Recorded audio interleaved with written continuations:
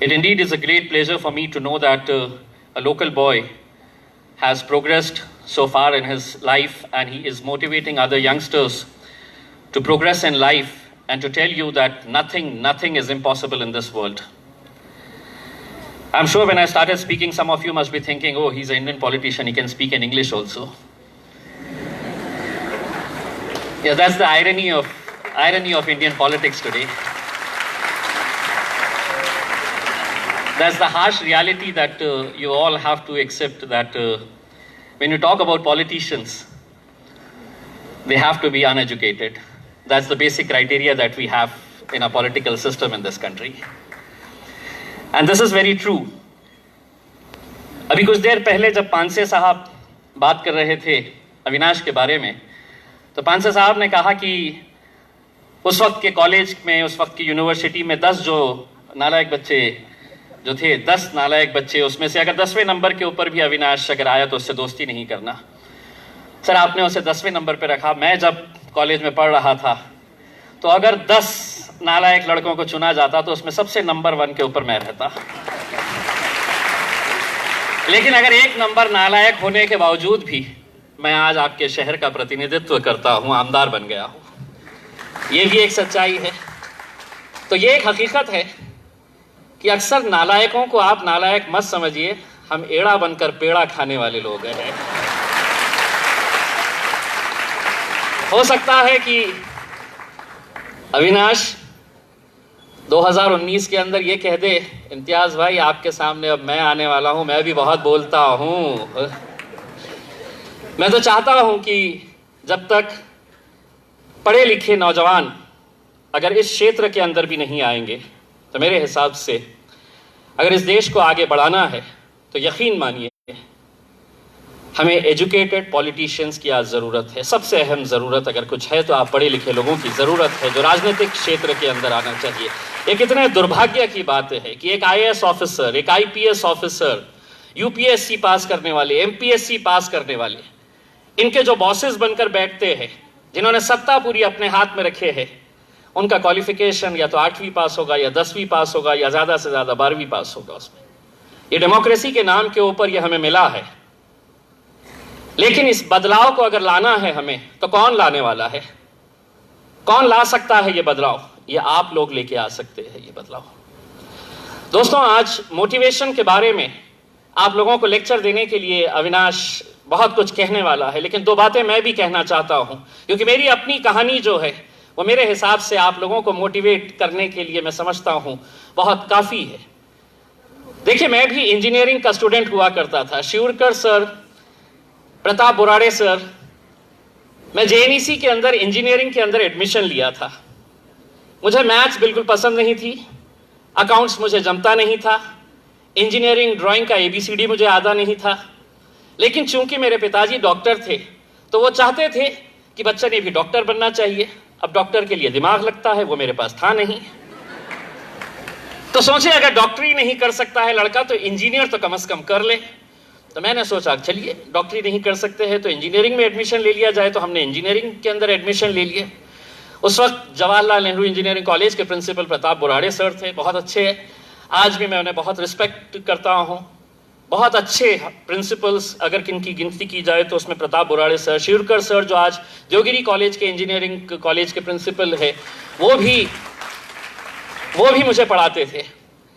मैं सुना इसलिए रहा हूं कि 1 साल मैंने किया, जब रिजल्ट आया तो इंजीनियरिंग ड्राइंग में फेल, मैं अकाउंट्स के अंदर बहुत खराब परफॉर्मेंस। तो सोचा अब अपने बस की बात नहीं है, छोड़ देना। इंजीनियरिंग ड्राइंग का जिस दिन पेपर था, उस दिन हम एग्जाम के लिए जैसे ही बैठे थे, जैसे ही क्वेश्चन पेपर सामने आया तो हमको ये पता था कि हर एग्जाम के अंदर 3-3 मार्क का एक डायग्राम आता था।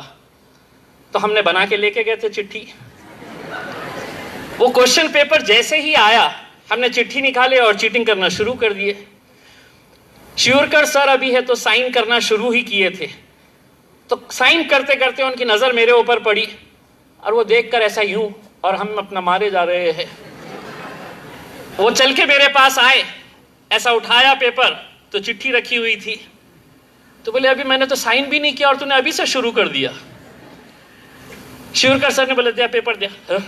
उन्होंने पेपर लिए और पेपर लेकर मुझे सिर्फ बाहर जाने के लिए नहीं कहा, उन्होंने मेरा हाथ पकड़े और हाथ पकड़ के लेके जाके दूसरे बाजू का जो हॉल था, बाजू की जो क्लास थी, वहां पर लेके जाकर मुझे दिखाए, याला बघा आता पेपर क्वेश्चन पेपर दिलं होतं आणि त्यांनी सुरू केली। मुझे कहा अब जाओ आप। तो मैं भी उस वक्त जाने के लिए तैयार इसलिए हो गया कि उस दिन क्रिकेट का मैच था और सुनील गावस्कर बहुत अच्छा खेल रहा था। तो मैं जैसे ही बाहर निकला तो एक क्लास में से लड़का इशारा कर रहा, इम्तियाज भाई मैं भी आ रहा हूं पीछे से, रुको। उसने भी पेपर दिया और वो भी निकल के आ गया। उस दिन हमने मैच देखे, सुनील गावस्कर बहुत अच्छा ये कर रहा था। कई सालों के बाद, इसके बाद मैं कुछ नहीं कर सकता था तो पत्रकार बन गया। मैं पत्रकार बना, मैं लोकमत पेपर ज्वाइन किया, वहां पर एडिटोरियल डिपार्टमेंट में मैंने तकरीबन 10 साल काम किया। उसके बाद मैं प्रोडक्ट मैनेजर बना। कई सालों के बाद यही शिवरकर सर मेरे पास आए। मैं उस वक्त प्रोडक्ट मैनेजर था। इंस्टीट्यूशन ऑफ इंजीनियर्स का एक प्रोग्राम होने वाला था और उसके लिए 2 पेज का उन्हें सप्लीमेंट बनाने का था। शिवरकर सर और उसी कॉलेज के एक सर मेरे पास आए, मेरे कैबिन के अंदर आए। जैसे ही एंटर हुए और उन्होंने मुझे देखा तो थोड़ा सा उन्हें ऐसा एहसास हुआ कि ये लड़के को कहीं देखा हुआ था। अब वो बैठ गए। मैं तो पहचान लिया उन्हें, क्योंकि उन्होंने मुझे बहुत शर्मिंदा किए थे जब मेरा चीटिंग करते हुए पकड़े थे। तो मैंने उन्हें बिठाया और मैं बोला सर बैठिए करके। अब सर जितनी देर मुझसे बात कर रहे थे ये सोच रहे थे ये बंदे को कहाँ देखा हूं मैंने उनसे पूरा प्रोफेशनल लेवल के ऊपर जितनी बात करने की थी उतनी बात कर लिया। जब उठ के जाने लगे तो मैंने कहा सर आप थोड़ा सा बैठिए। मैं बोला आप कुछ लॉस्ट से नजर आ रहे हैं, कुछ आप सोच रहे हैं। तो बोले नहीं मैं ये सोच रहा हूँ तुमको कहीं देखा हूँ। तो मैंने कहा सर आज से ये साल पहले मैं आपके कॉलेज में पढ़ा करता था और इंजीनियरिंग ड्राइंग का पेपर मैं चीटिंग करते हुए पकड़ा गया था। आपने मुझे सिर्फ पेपर नहीं लिए थे, दूसरे क्लास में ले जाके मेरी नुमाइश करवाए थे, वहां पर एग्जीबिशन लगाए थे आपने मेरी। हाँ बोले यस मैं वही सोच रहा था, यही सोच रहा था। लेकिन दोस्तों मेरा कहने का मतलब यह है कि जिस इंजीनियरिंग कॉलेज से मैं एज अ फेल स्टूडेंट बनकर बाहर निकला, कई सालों के बाद उसी इंजीनियरिंग कॉलेज के अंदर मैं एज अ चीफ गेस्ट बनकर गया। मेरे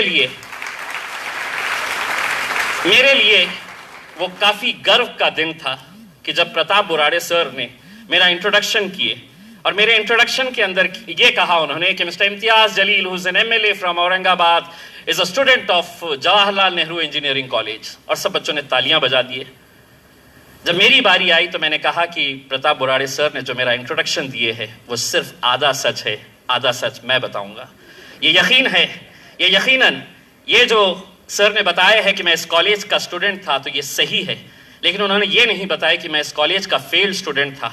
मैं यहां से फेल होकर निकला लेकिन जिंदगी को नाकामयाब नहीं होने दिया। मैंने जिंदगी के कामयाबी का रास्ता पकड़ा और आज उस नाकामयाबी को एक हकीकत में बदलते हुए मैंने आज इस कॉलेज के अंदर आया हूं। मेरा कहना यह है दोस्तों कि जिंदगी के अंदर बहुत सारे ऐसे लम्हे आएंगे जहां पर आपको नाकामियों का सामना करना पड़ेगा, but that is not the end of the world for you.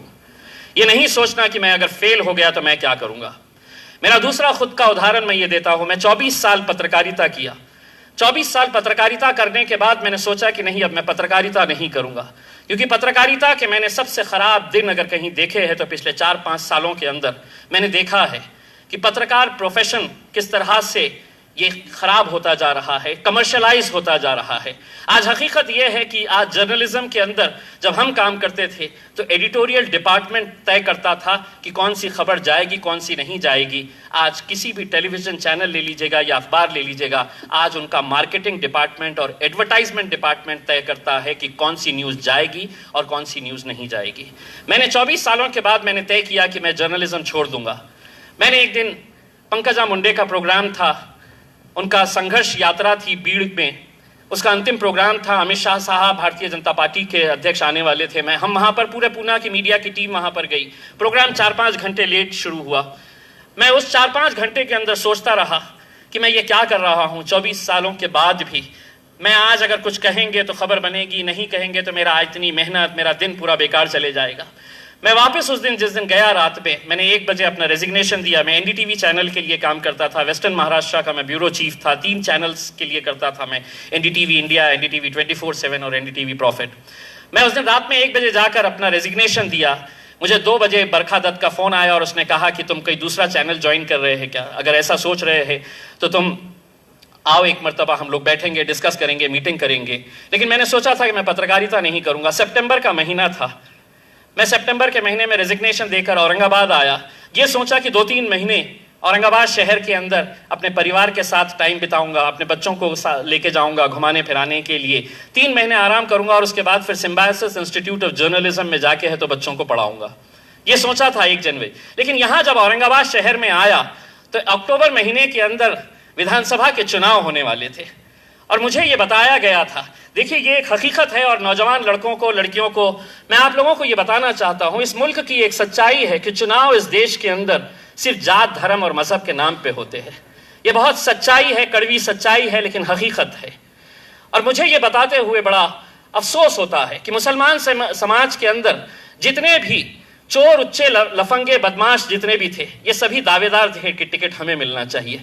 मैं सोचता था कि कैसा ये आदमी इतना शेडी कैरेक्टर है, ये किस तरह से आपका विधानसभा के अंदर जाएगा और ये आपका प्रतिनिधित्व करेगा। तब मुझे एहसास हुआ कि अगर पढ़े लिखे अच्छे लोग अगर नहीं आएंगे तो यही लोगों से आपको काम चलाना पड़ेगा। एक दिन मैंने अपने एक पढ़े लिखे दोस्त से कहा, जिसके पास पैसा भी था, मैंने कहा कि तू इलेक्शन लड़ ले। उसने झुंझला कर मुझे कहा कि यार मुमकिन नहीं है ऐसा होना, कोई नहीं जीत सकता, यहाँ पर मसल पावर की ज़रूरत होती है, मनी पावर की ज़रूरत होती है, कुछ नहीं होता है। उसने चिढ़कर मुझसे कहा, तेरे पास तो नौकरी भी नहीं है, तू क्यों नहीं इलेक्शन लड़ लेता? मैंने सोचा उस दिन, मैं दूसरों की तरफ उंगली क्यों उठा रहा हूँ, मैं क्यों नहीं कर सकता। उस दिन मैंने तय किया, मैंने मेहनत की, तो आज देखिए एमएलए बन गया। मेरा आप लोगों से यही कहना है कि आज इस देश के अंदर जो चल रहा है जात, धर्म, मजहब के नाम के ऊपर, बहुत गलत हो रहा है जो भी हो रहा है। लेकिन नौजवानों के हाथ में, आप लोगों के हाथ में है इस मुल्क को आगे ले जाना। इस मुल्क को आगे ले जाकर हमारे अपने अपने विचार हो सकते हैं, लेकिन देश के बारे में भी हमें सोचना पड़ेगा। मैं आप लोगों से यही विनती करना चाहूँगा कि आप लोग समाज को आगे बढ़ाने के लिए, ये जो दूरियां पैदा की जा रही है, उन दूरियों को ख़त्म करने के लिए हम और आप मिलकर इस शहर को किस तरह से महान बना सकते हैं, अच्छा बना सकते हैं, इसके लिए हम सबको कोशिश करने की ज़रूरत है। दोस्तों, आमदार फंड के अंदर कुछ पैसा होता है जहाँ पर मैं पैसा खर्च कर सकता हूँ किसी भी अच्छे काम के लिए। मैं एक स्कूल में गया, महानगर पालिका के स्कूल के अंदर, और मैंने सोचा कि मैं अब महानगर पालिका के स्कूल्स को कंप्यूटर्स दूंगा। तो मैंने स्कूल का सर्वे किया और जाकर मैंने जब पता किया कि स्कूल्स के अंदर कंप्यूटर्स पड़े हुए हैं, किसी अलमारी के ऊपर है, कहीं पर धूल खाते हुए पड़े हैं। एक स्कूल में जब गया और मैंने प्रिंसिपल से पूछा तो प्रिंसिपल ने 3 टीचर्स को बुलाई, तीनों लेडी टीचर्स थे, और मैंने पूछा कि आपके पास तो कंप्यूटर्स नज़र आ रहे हैं, इसमें से पढ़ाता कौन है? कंप्यूटर्स पढ़ाने के लिए आपके पास स्पेशलाइज्ड टीचर्स है? नहीं बोले, जो हमारे पास जो टीचर्स है वही पढ़ा लेते हैं। तो मैंने 3 टीचर्स खड़े हुए थे, मैंने प्रिंसिपल से पूछा इसमें से कंप्यूटर कौन पढ़ाता है? तो प्रिंसिपल बड़ी परेशान हुई और उसने कहा यहाँ ये पढ़ाते हैं ना करके। अब वो जो 3 टीचर्स खड़े हुए थे वो तीनों आपस में देख ले रहे कौन पढ़ाता है। वो तीनों आपस में देख ले रहे हैं। मुझे समझ में आ गई बात कि कंप्यूटर्स तो इन्हें कोई ना कोई दे देता है, लेकिन इन्हें पढ़ाने के लिए, इन्हें शिक्षा देने के लिए जो सही तरीका होना चाहिए। इसलिए पिछले साल से मैंने काम किया हूँ।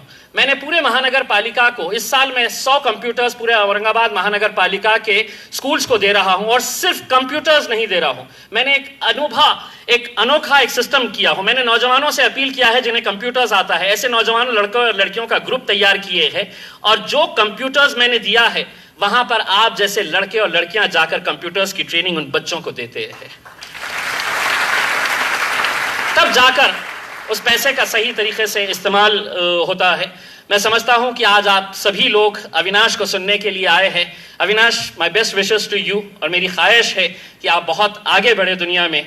मुझे बड़ा फ़ख्र है ये बताते हुए कि आपके आज माता पिताओं को जितनी खुशी हो रही होंगी, क्योंकि किसी भी माता पिता के लिए इससे बढ़कर गर्व की बात हो नहीं सकती कि अपने वो बच्चे को यहाँ पर देखे। और ख़ासकर जब पांसे साहब ने कहा है कि आप किस टाइप के बच्चे हुआ करते थे उस अपने कॉलेज के पीरियड के अंदर, तो एक बार आपको मुबारकबाद देता हूँ, आपके माता जी को, आपके पिताजी को मुबारकबाद देता हूँ, तमाम ऑर्गेनाइजर्स को और नौजवानों को मुबारकबाद देता हूँ। आप लोग आइए, लेकिन सिर्फ सुनिए मत, जो अविनाश कहेगा उसे सीखिए और ये कहिए, nothing is impossible in this world, everything is possible. Thank you very much, thanks a lot.